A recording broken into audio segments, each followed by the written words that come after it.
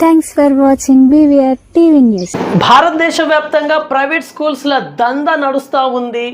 Private business చేస్తా ఉన్నారు, అంటే స్కూల్స్ పరంగా విద్యతోనే బిజినెస్ చేస్తూ ఉన్నారు, డబ్బులు సంపాదిస్తూ ఉన్నారు, ప్రజలను పీడిస్తూ ఉన్నారని చెప్పేసి ఇట్లాంటి మాటలు అన్నీ ఇన్ని కాదు చాలా వస్తూ ఉంది. వాస్తవానికి ప్రైవేట్ యాజమాన్యాలకు కూడా కష్టాలు, నష్టాలు, సమస్యలు అన్నీ ఉన్నాయి.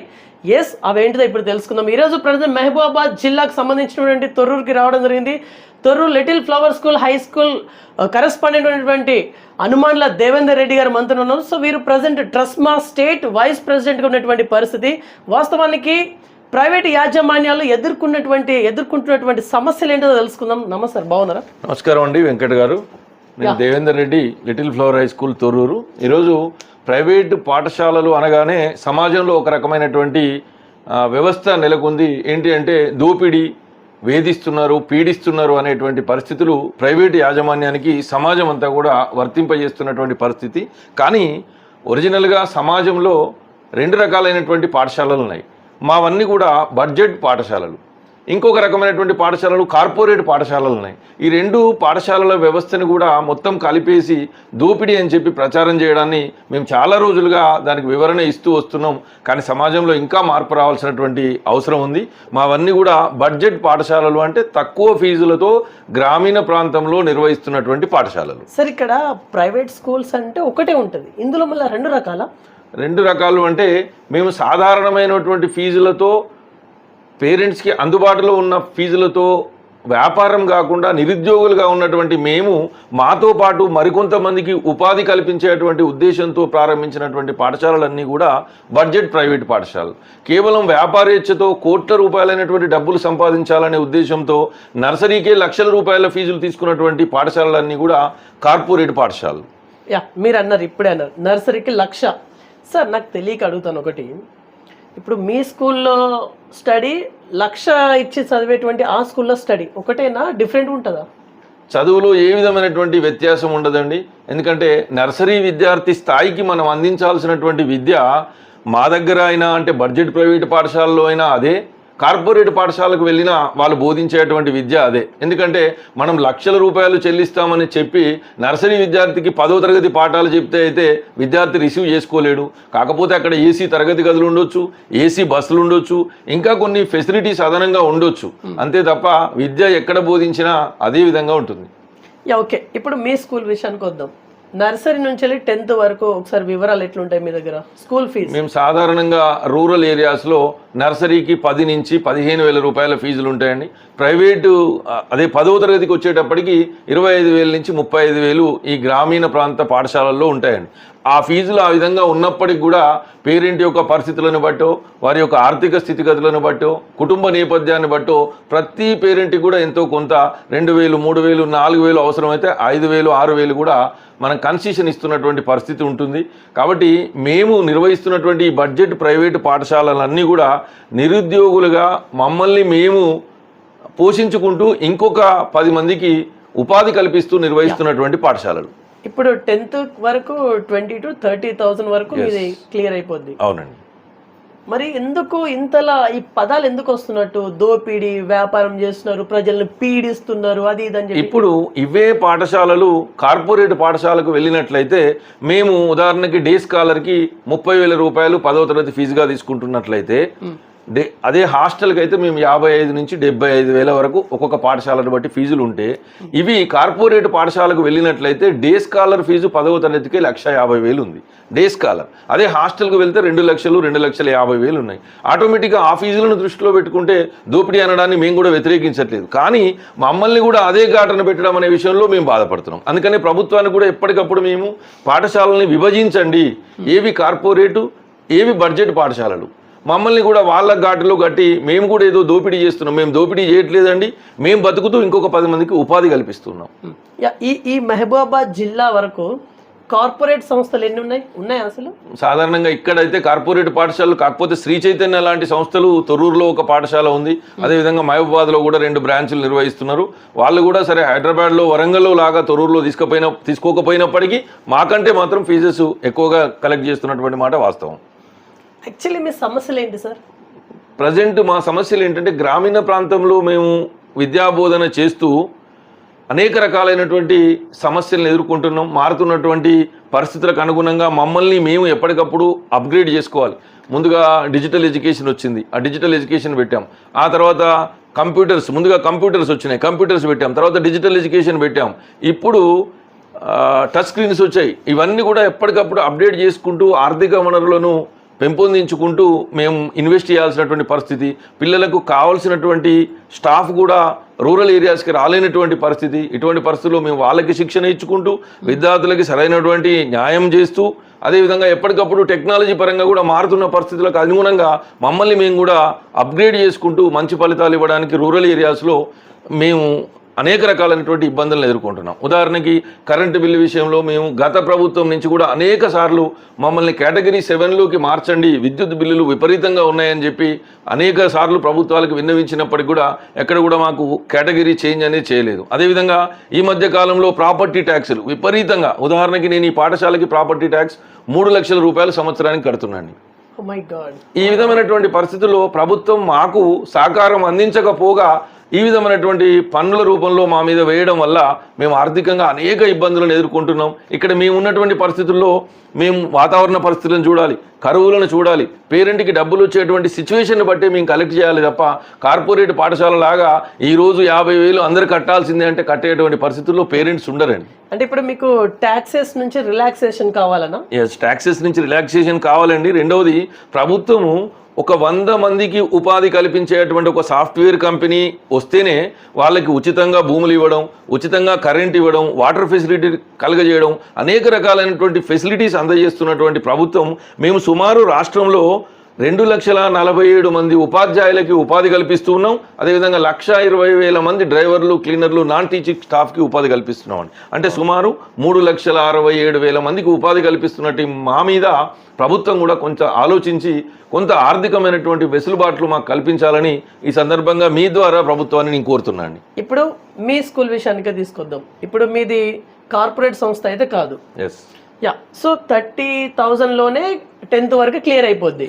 Yeah, okay. అంటే డిజిటలైజేషన్ ఉందా? ఉందండి, తప్పకుండా ఉంది. 30,000లోనే డిజిటలా? ఎస్, అవునండి. Yeah, good. చెప్పండి. దానికి అదనంగా మేము ఎటువంటి ఛార్జెస్ కలెక్ట్ చేయట్లేదండి. ప్రతి తరగతి గదిలో కూడా డిజిటల్ టీవీస్ని పెట్టాము. అదేవిధంగా స్క్రీన్ ఎంత ఉంటుంది సార్? 75 ఇంచెస్. 75 ఇంచెస్ ఉంటాయి. మీరు కూడా చూడొచ్చండి. ఎక్కడ కూడా మేము దోపిడీ చేయడం అనేది లేదండి. మా ఫీజెస్ను కూడా మీరు బయట నోటీస్ బోర్డు మీద చూడొచ్చు, డిస్ప్లే చేసే ఉంటాయి. అంటే పేరెంట్ జాయిన్ కావడానికి ముందే మా ఫీజెస్ను కూడా పేరెంట్స్కి తెలియజేస్తాం.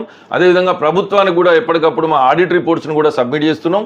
ఆన్లైన్లో కూడా మా ఆడిట్ రిపోర్ట్స్ని ఈ సంవత్సరం ప్రభుత్వం నమోదు చేయమని అడిగింది. వెంటనే మేము మా ఫీజెస్ని, ఆడిట్ రిపోర్ట్స్ని కూడా ప్రభుత్వ వెబ్సైట్లో మేము అప్లోడ్ చేసామండి. ఇప్పుడు ప్రభుత్వ పాఠశాలలు మనుషుల దగ్గర పీడిస్తాయని చెప్పేసి ఒక నానుడి ఉంది కదా. యా, ఫర్ ఎగ్జాంపుల్ ఒక వ్యక్తి ఉన్నారు, పూర్, ఇంకా పూర్ అంటే చాలా పూర్.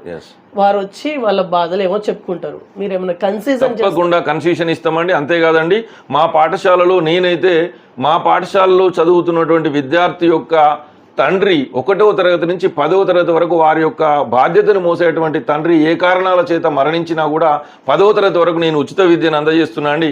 ఆ విధంగా మా పాఠశాలలో 18 మంది విద్యార్థులు ఈరోజు ఉచితంగా చదువుకుంటున్నారండి.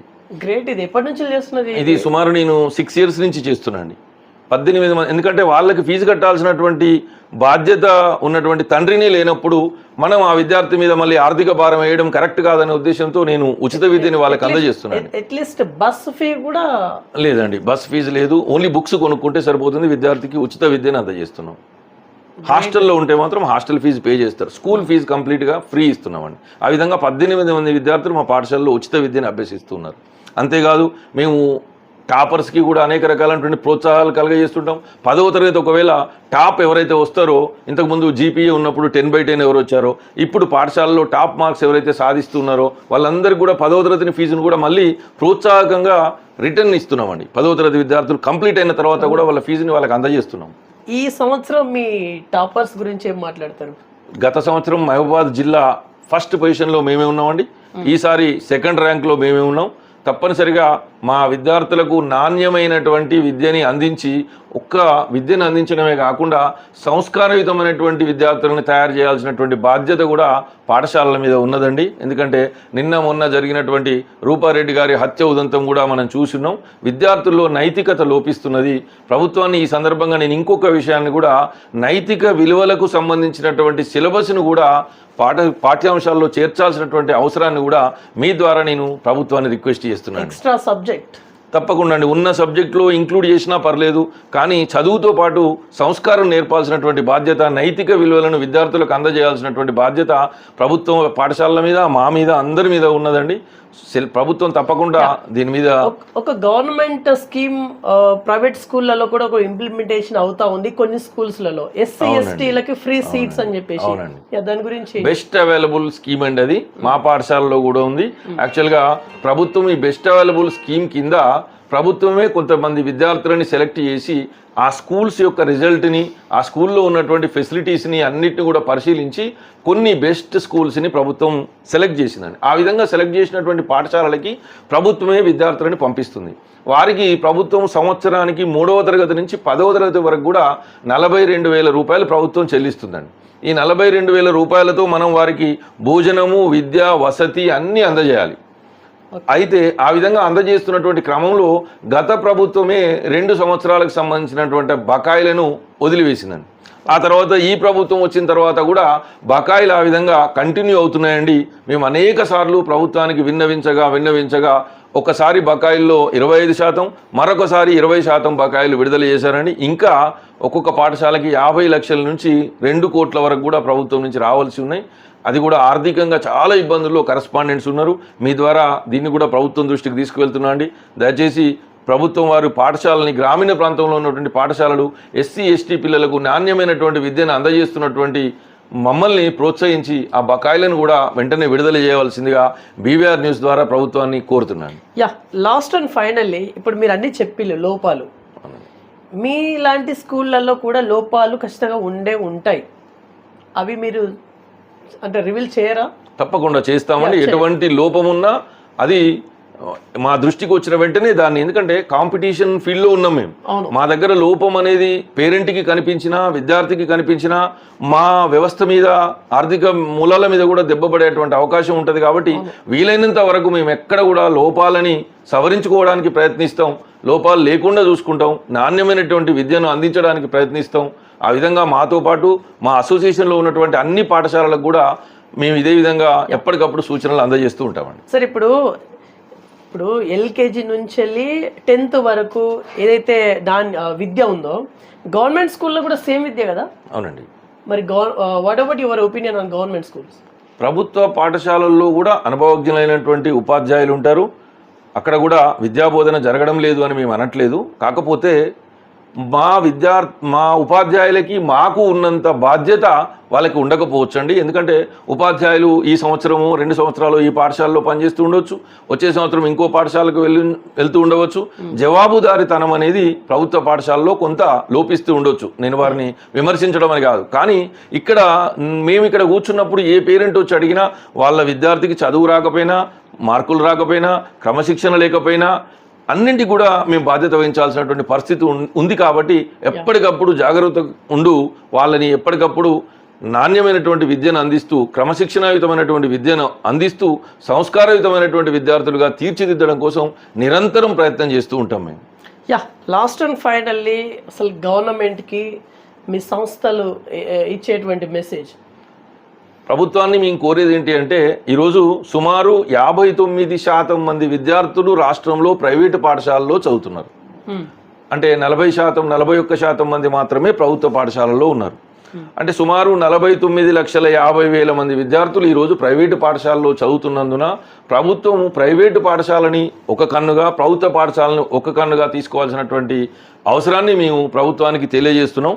కాబట్టి రెండు ప్రభుత్వ ప్రైవేటు పాఠశాలని రెండు కళ్ళులు భావిస్తూ మీరు ప్రభుత్వ పాఠశాల విద్యార్థులకు అనేక రకాలైనటువంటి ఫెసిలిటీస్ కలుగజేస్తున్నారు. వాటిని అన్నింటినీ కూడా కలుగజేస్తూనే ఇంకా ప్రభుత్వ పాఠశాలను కూడా అభివృద్ధి చేస్తూనే ప్రైవేటు పాఠశాలలు కూడా లక్షలాది మంది నిరుద్యోగులకు ఉపాధి కల్పిస్తున్నటువంటి విషయాన్ని గుర్తించి మాకు కూడా మేము అడుగుతున్నటువంటి చిన్న చిన్న ప్రోత్సాహకాలని అందజేస్తే ఇంకా నాణ్యమైనటువంటి విద్యను అందజేసి మన రాష్ట్రంలో మంచి ఉన్నతమైనటువంటి సంస్కారయుతమైనటువంటి విద్యార్థులని తయారు చేస్తూ ప్రభుత్వానికి నిరంతరం సహకరిస్తామని ఈ సందర్భంగా ప్రభుత్వం వారికి కూడా తెలియజేస్తున్నాను. రైట్. సో ఇది ఇవాళ ఇన్ఫర్మేషన్. చూస్తున్నాను BVR TV news. Until then bye, take care.